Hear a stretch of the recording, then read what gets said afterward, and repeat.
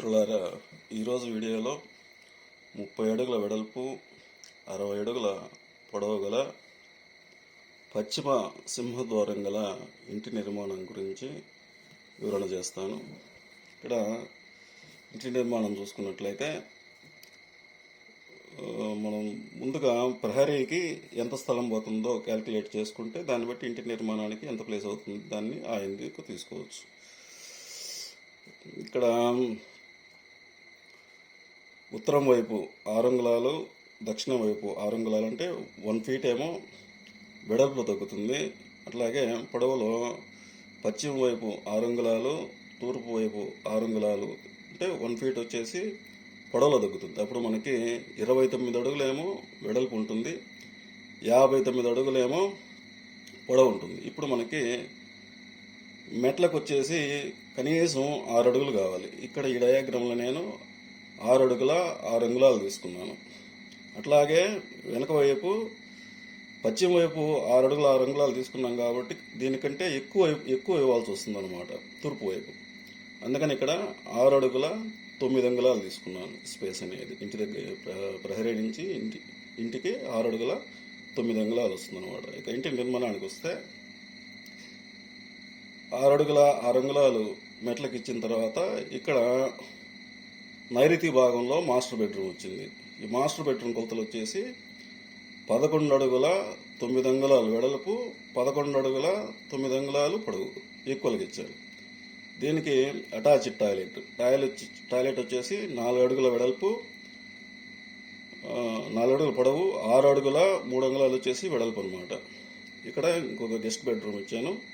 ఈ బెడ్రూమ్కి వచ్చేసి ఇక్కడ టాయిలెట్ ఇచ్చాను.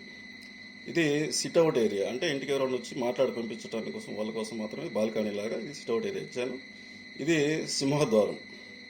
ఈ సింహద్వారం నుంచి లోపల రాగానే ఇది లివింగ్ ఏరియా. ఇక్కడ టీవీ యూనిట్ అనేది ఈ గోడకి ఇచ్చాను. ఇక్కడ టీవీ యూనిట్ ఉంటుంది అనమాట. ఇది ఓపెన్ కిచెన్. ఓపెన్ కిచెన్లోనే డైనింగ్ అనేది ఇచ్చాను. ఓపెన్ కిచెన్ వచ్చేసి 7 అడుగుల 3 అంగుళాలు ఏమో వెడల్పు వచ్చింది, 12 అడుగుల 6 అంగుళాలు వచ్చేసి పొడవు వచ్చింది. కాబట్టి డైనింగ్ కూడా ఏమాత్రం ఇబ్బంది ఉండదు. డైనింగ్ పక్కన విండో ఇచ్చాం కాబట్టి మనకి గాలి వెలుతురు అనేది బాగుంటుంది అనమాట. ఇక్కడ పూజా గది ఇచ్చాను. ఇక్కడ ఈశాన్య భాగంలో ఒక బెడ్రూమ్ ఇచ్చాను. ఈ బెడ్రూమ్ని స్టడీ రూమ్గా కూడా ఉపయోగించుకోవచ్చు. మన ఇంట్లో చిన్నపిల్లకాయలు చదువుకునే పిల్లకాయలు ఎవరైనా ఉన్నప్పుడు వాళ్ళు చదువుకోవడానికి అయితే ఈ ప్లేస్ అనేది చాలా అనువుగా ఉంటుంది అనమాట. అందుకని ఈ బెడ్రూమ్కి టాయిలెట్ అనేది ఇవ్వలే. ఈశాన్య భాగంలో ఉంది కాబట్టి టాయిలెట్ అనేది ఇవ్వలేదనమాట. ఇక్కడ ద్వారాలు వచ్చేసరికి ఇక్కడ ఒక సింహద్వారము 1, 2, 3, 4, 5, 6 ద్వారాలు వస్తాయి అన్నమాట. అట్లనే పూజా గదికేమో ఇక్కడ వెంటిలేటర్ ఇచ్చాను. ఈ టాయిలెట్లో కూడా 2 వెంటిలేటర్లు ఉండటం అనేది జరిగింది అనమాట. ఇక్కడ వాల్ థిక్నెస్ వచ్చేసి 9 అంగుళాలు. ఈ వాల్ కానీ మొత్తం 9 అంగుళాల థిక్నెస్ అనేది ఇచ్చాను. పిల్లర్స్ కూడా 9 అంగుళాల పిల్లర్స్ పోసుకుంటే సరిపోతుంది.